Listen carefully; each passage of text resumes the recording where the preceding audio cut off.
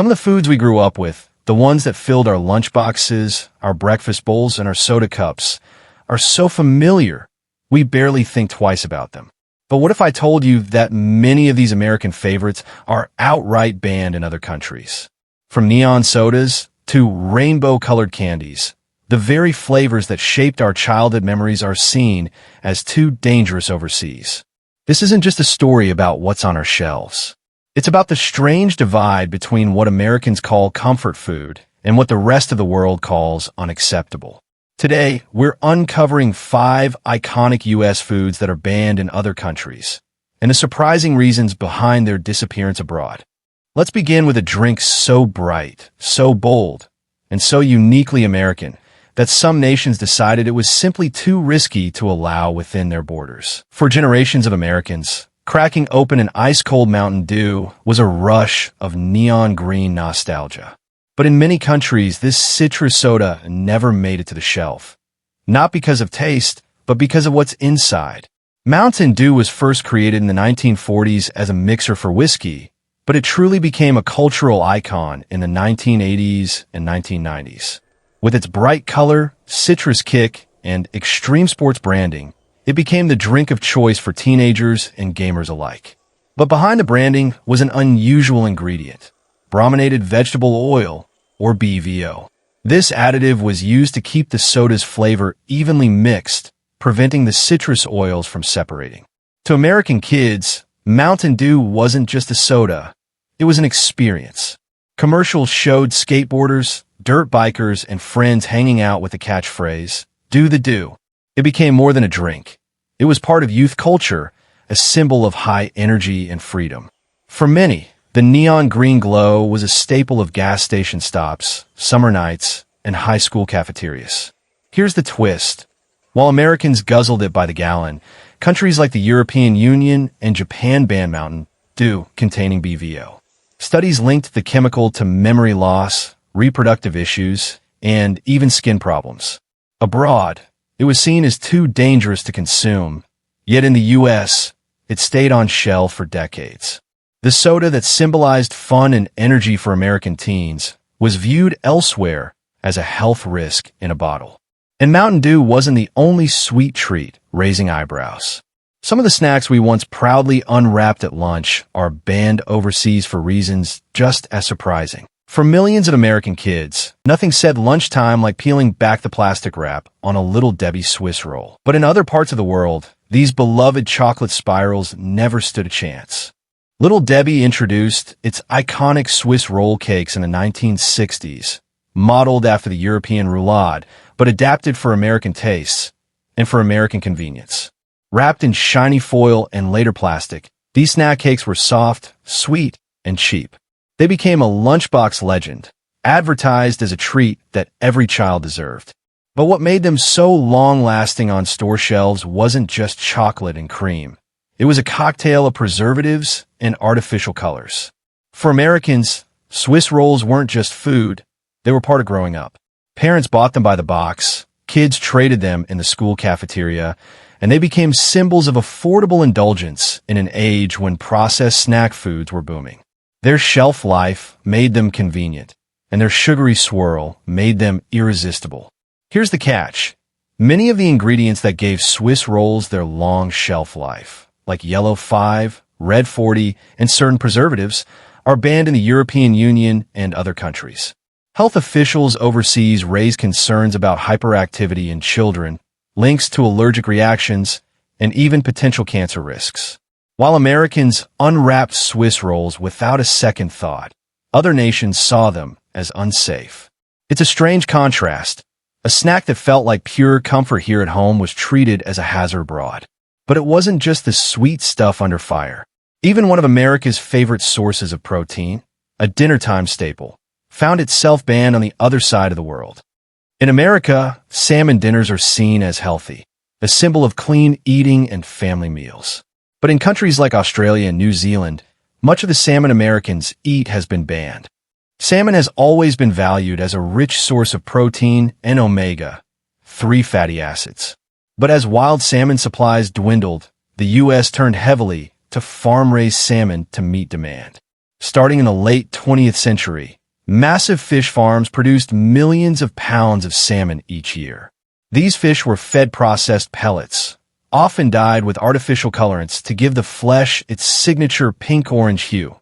Without them, the meat would appear gray. For Americans, farm salmon offered an affordable way to bring a once-rare fish to the dinner table. By the 1980s and 1990s, it was promoted as the healthy choice. Heart-friendly, packed with nutrients, and perfect for everything from salmon patties to elegant Sunday dinners. Supermarkets proudly advertised fresh salmon at reasonable prices, making it a middle-class staple. But here's the twist. While U.S. families embraced farm-raised salmon as a healthy option, other nations took a closer look at the additives and practices behind it. Countries like Australia and New Zealand banned imports of farm-raised salmon containing synthetic colorants and certain antibiotics used to control disease in crowded pens.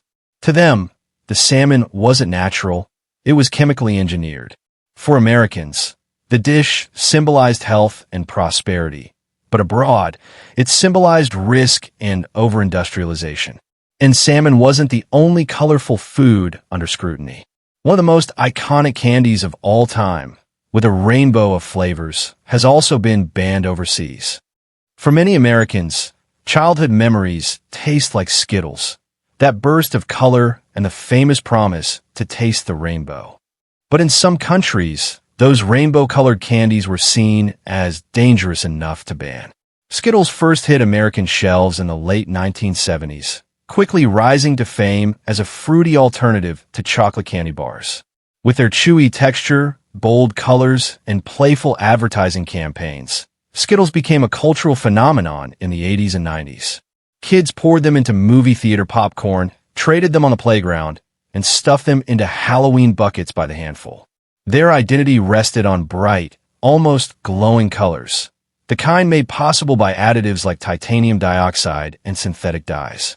For Americans, Skittles weren't just candy. They were a cultural staple. Commercials showed wild, imaginative worlds where candy rained from the sky. The colors weren't just fun. They were central to the brand's identity. Each little candy-coated piece represented joy, youth, and that irresistible sugar rush kids craved. Here's the twist. While Americans devoured Skittles without a second thought, the European Union banned the use of titanium dioxide in food products, citing potential health risks ranging from DNA damage to long-term toxicity. What was sold as harmless fun in the U.S. was viewed abroad as a serious safety concern. Imagine telling a child in the 1990s that their favorite rainbow-colored candy was unsafe in other countries. The very thought feels shocking. For many, Skittles were a symbol of pure fun. Yet overseas they carried a warning label. And Skittles weren't the only childhood favorite raising red flags. Even a breakfast cereal backed by one of the most famous mascots in history faced bans abroad. They're great. At least, that's what Tony the Tiger told generations of American kids. But in some countries, this iconic cereal has been banned. Not because of sugar, but because of what's hiding in the ingredients list. Frosted Flakes debuted in 1952 as Sugar Frosted Flakes, offering a sweeter twist on Kellogg's classic Corn Flakes. With a friendly mascot and catchy commercials, it became a breakfast staple across America. Parents poured it into bowls before school, and kids loved the sugary coating that turned milk into a sweet treat. What made Frosted Flakes especially popular was its shelf life and affordability, giving families an easy way to start the day with a fun breakfast. This cereal wasn't just food, it was part of morning culture. From Saturday cartoons to the breakfast table, Tony the Tiger became a household figure, and Frosted Flakes were marketed as both tasty and energetic. For decades, it was a symbol of childhood mornings in America, wrapped up in nostalgia and sugar. Here's the surprise. While Frosted Flakes were beloved in the U.S., versions containing butylated hydroxytoluene, BHD, and artificial dyes faced bans in several countries, including the European Union and Japan. BHD, used as a preservative, was flagged for possible links to health risks, while artificial colors were tied to hyperactivity in children. Abroad, families were told the same cereal that filled American cupboards wasn't safe for their kids. It's a jarring contrast, The sound of clinking cereal bowls here at home versus outright bans overseas. From sodas and snack cakes to salmon and cereal, these bans remind us that what one nation celebrates as comfort food, another might reject as unsafe. When we look back at these foods, from the soft drinks we sipped at lunch to the cereals we poured on sleepy mornings, we see more than just recipes. We see memories. We see childhood kitchens, family dinners, and the taste of an America that felt simple, even if it wasn't always healthy. But what's fascinating is how the same foods we cherished here were questioned, restricted, or even banned abroad. It reminds us that what one nation calls comfort, another may call concern. Food has always been more than fuel. Its culture, its identity, and its nostalgia. And whether it was Twinkies in a lunchbox, salmon on a dinner plate, or Frosted Flakes in a cereal bowl, each bite told the story of the times we lived in. That's the America we remember. If you enjoyed this journey through food history, make sure to hit that subscribe button, give this video a thumbs up, and ring the bell so you don't miss the next episode. Because there are always more stories to tell, stories that take us back, remind us who we are, and connect us to the past one memory at a time.